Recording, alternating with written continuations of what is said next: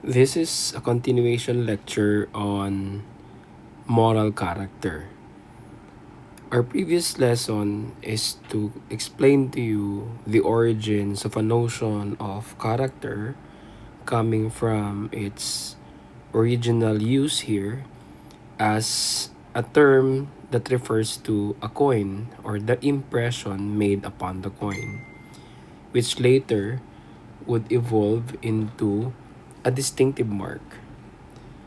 This later will lead to the understanding that character now refers to personality.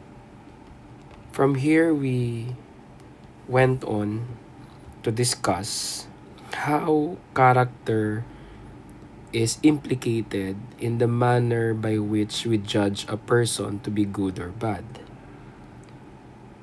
We went over the following psychological aspect and behavioral aspect of a person as basis for judging why one person can be said to be good or bad. We said that sometimes we judge a person as either good or bad based on the psychological aspect referring to its motive, goal, and perspective. So this is the psychological aspect. At the same time, sometimes we also refer to a person as either good or bad based on the behavioral aspect or the particular actions that one does. Okay? So we call this the behavioral. And we talk about examples or instances when you refer to such frameworks in judging a person to be either good or bad. Sometimes, when you refer to a person as mabait siya or nasingpet, you are actually coming from the psychological aspect of a good person or a bad person for that matter. You do this by identifying a list or a set of ethically admirable qualities that makes a person good. Aside from that, of course, you look after one's motive. Bakit niya ginawa yun? One's goal. And of course, perspective. Sometimes you also identify good or bad persons based on actions that are done. Sometimes those two frameworks are in conflict. So here for today, we are going to explore more about these frameworks at kung paano natin to ginagamit in the past and what or who are philosophers who actually use them as well. For the psychological aspect, we have here the Greek moralists. We have, for example, Socrates, Plato, Aristotle, and the Stoics as the representatives of the psychological aspect. Again, the psychological aspect looks at action based on the judgment of a good person or a bad person. This is more about the behavioral naman, yung kanilang opposite. Because iba yung view ng behavioral at it is more about what a person does. So we focus more first on the good person based on character. This is developing good habits and disposition as important to becoming a good person. So this is the intuition that goes through this view. Moral character is grounded on a good person who has good motives, goals, and perspectives. A rational and virtuous person who has the capacity to know and to choose the correct course of action in any given situation will of course do something good. The primary defenders here are, as mentioned, Socrates, Plato, Aristotle, and the Stoics. However, central to these discussions are the following basic concepts: the relationship between reason and happiness, happiness and virtue, and reason and virtue. You can look at this as an interrelation or a dialectic between the three. You have a relationship between reason and happiness, and virtue, and virtue and reason. First, rational individuals aim to live well. It was mentioned by Aristotle as eudaimonia, or happiness, generally speaking, but it is actually living well.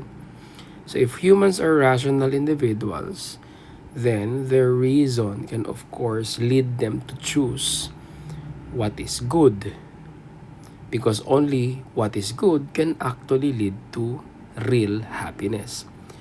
At this point, you must be able to distinguish real from false happiness. Real happiness sometimes comes from a good reason to be happy, while inauthentic happiness usually is happiness without due reason at all. Halimbawa nito ay you chose to cut classes. So immediately, you have no chores, you have no assignments, you don't have to sit in boring classes. So you went immediately to your friend's tambayan, you were happy. And then after which, you went home, you never attended classes, so the following morning, you failed the exam. So parang ganun yung false happiness. No? Happy ka muna na walang dahilan, at least man lang walang solid na rational na dahilan. Then after which, magbabayad ka ng pain and suffering for not being able to attend your class. While authentic happiness usually happens when you work for your happiness.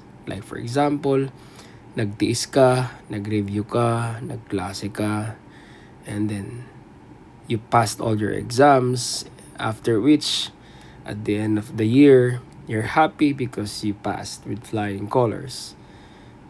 Okay, parang ganun yung authentic happiness, no? That type of happiness is the type of happiness that reason actually tells you. Contrary to what your passions and your desires and your bodily desires can actually dictate on you na gagawin. Like, magkating klase, magbabarkada. Now, happiness, at least true happiness, is also related to virtue. Okay? Kasi, only virtuous traits like temperance, courage, justice, and all positive values are the only things that can actually make you authentically happy. So to be truly happy in life, one must have these virtuous traits. So I hope you see here now the connection from here, reason that could really make you happy, and the relation between happiness and virtue. Reason and virtue is also connected because if rational individuals aim to be happy and happiness requires virtuous traits, then rational individuals can know ways to acquire virtuous traits. So, if you are rational, you will be able to recognize which values, which traits are actually virtuous. So, these three actually, mentioning reason here and virtue here, are actually aspects of the cognitive element. It's more about knowledge as an important condition to virtuous life. Well, this is common to ancient philosophers, especially Socrates, claiming that knowledge is virtue. Conversely, ignorance is vice. We will have more separate discussion on that when we get to chapter 4.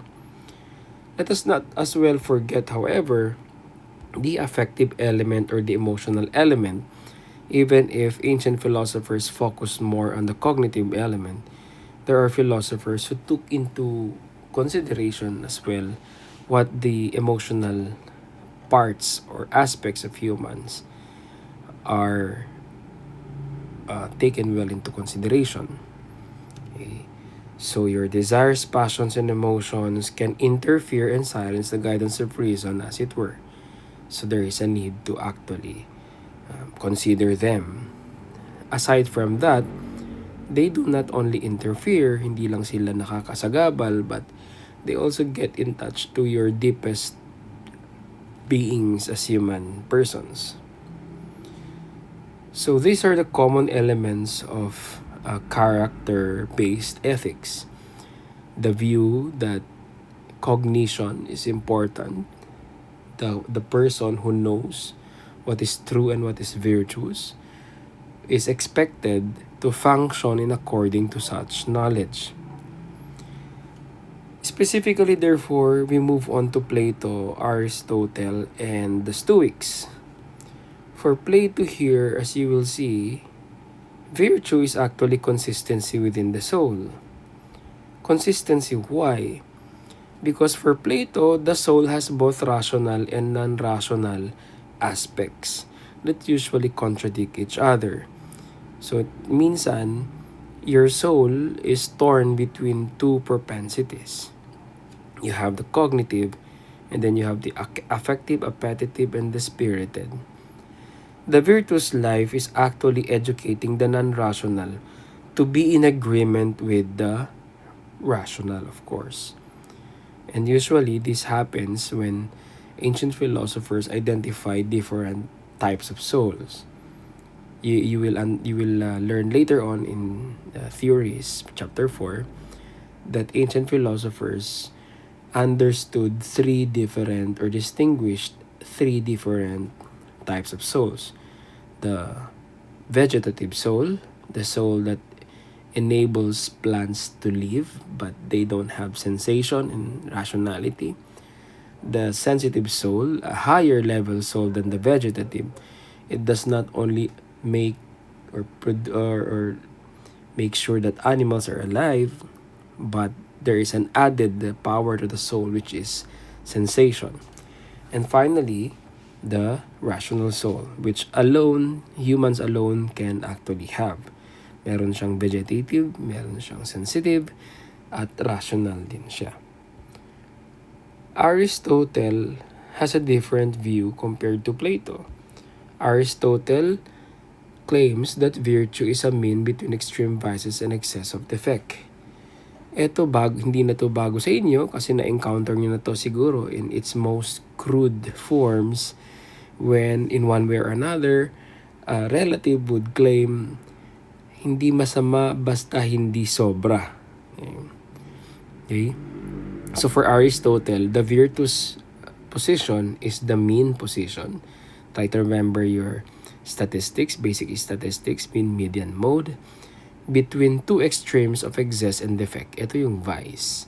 Excess is kulang, excess is sobra, defect is kulang.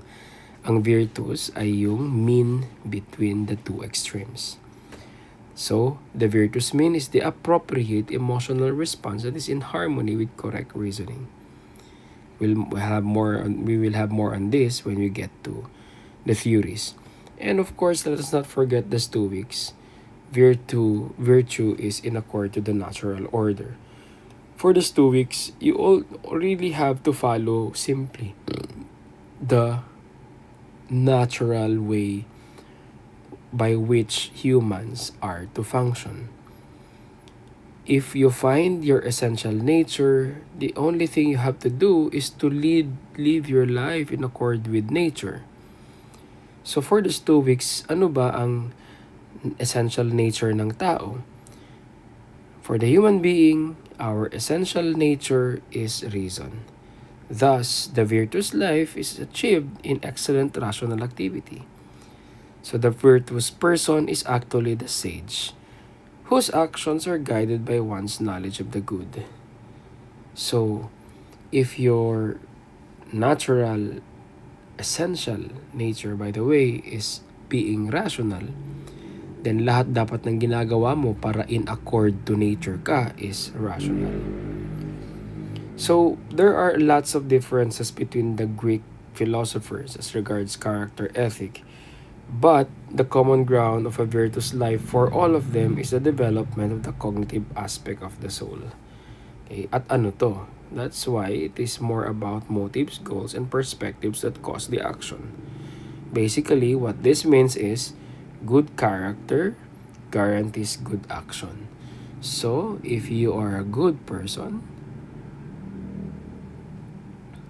the thinking that goes into this is you will most likely perform good deeds. Okay? However,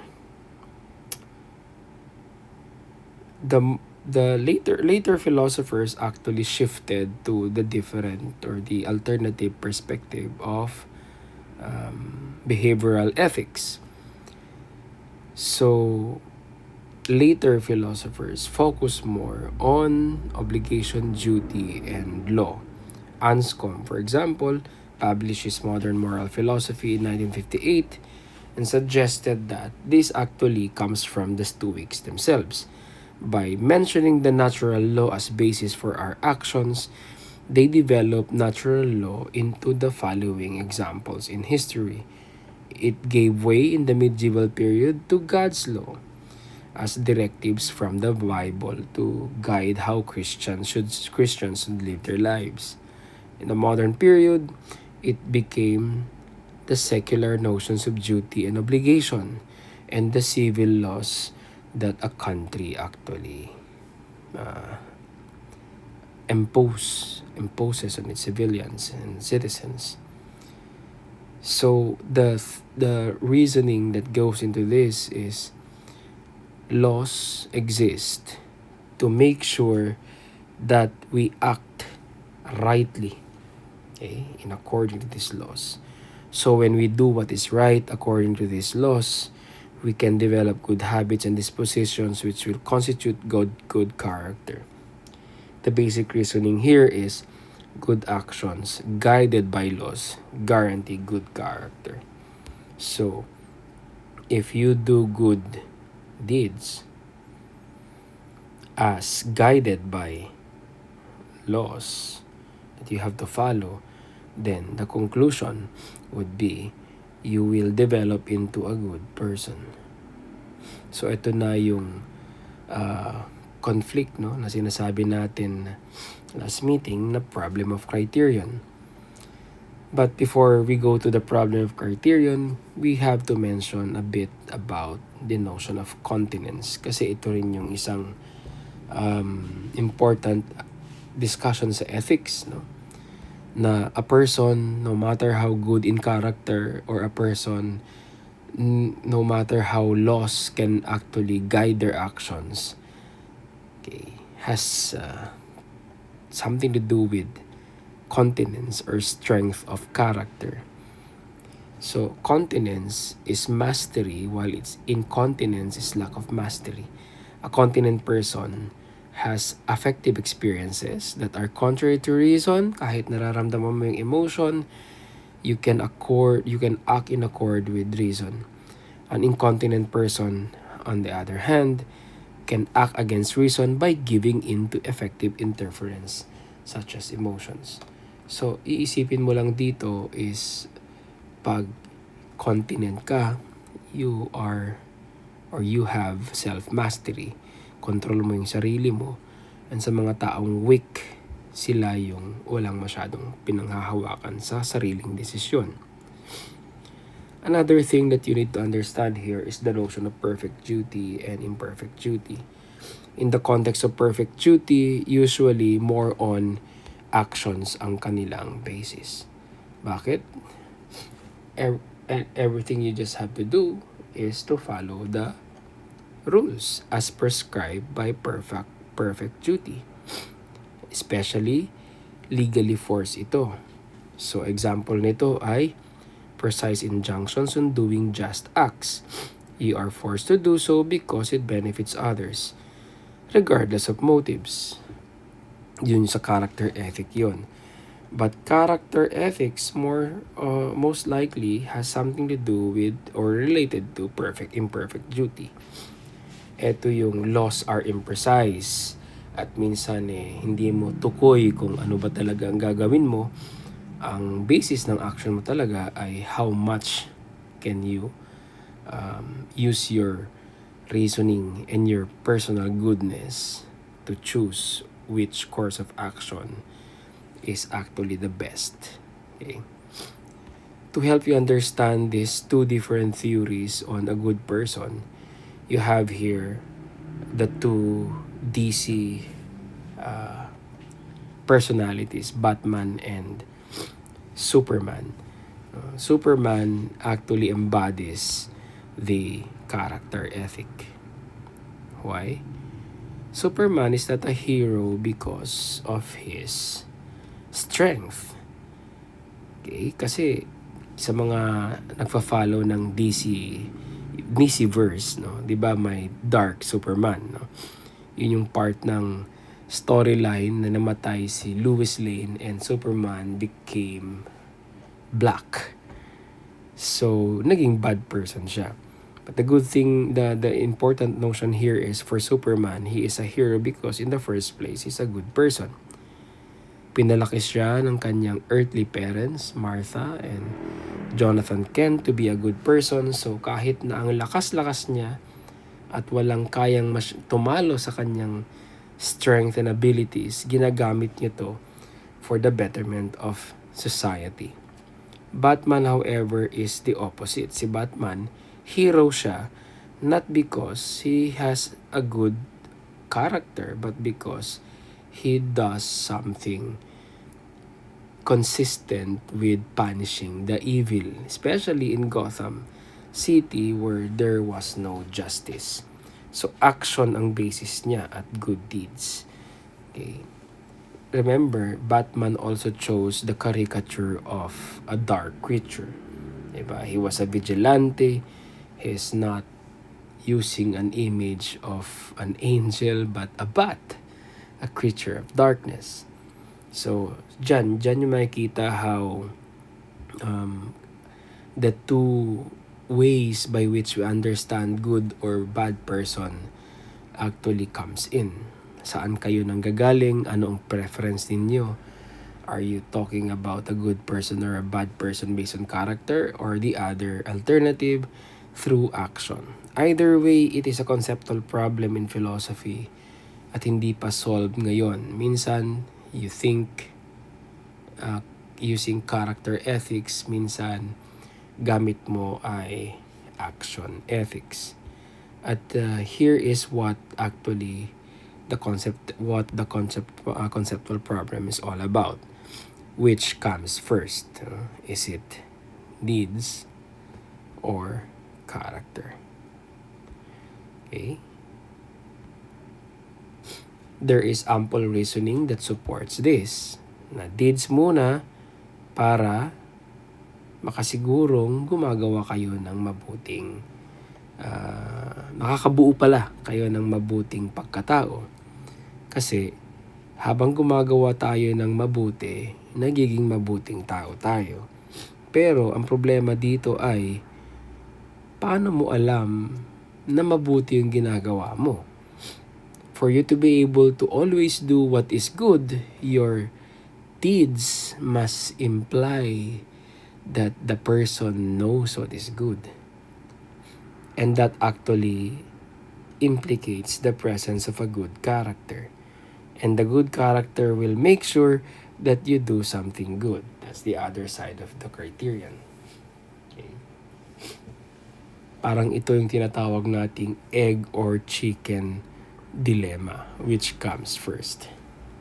Well, base sa karanasan ninyo, hindi to bago sa inyo. Okay? Sometimes, pag kayo ay tinatanong kung mabait ba siya o hindi, sometimes ginagamit nyo yung character ethics. No? Ito yung time na sinasabi mong mabait siya dahil meron siyang mga qualities na maganda at mabuti. When you do that, you are using character ethic as your basis for defining what a good person is.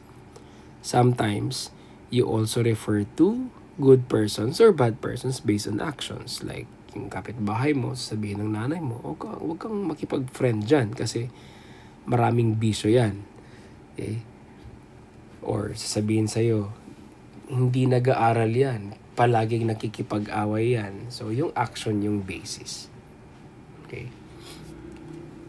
So, that's all for our character and action ethic on how we judge normally if a person is good or bad.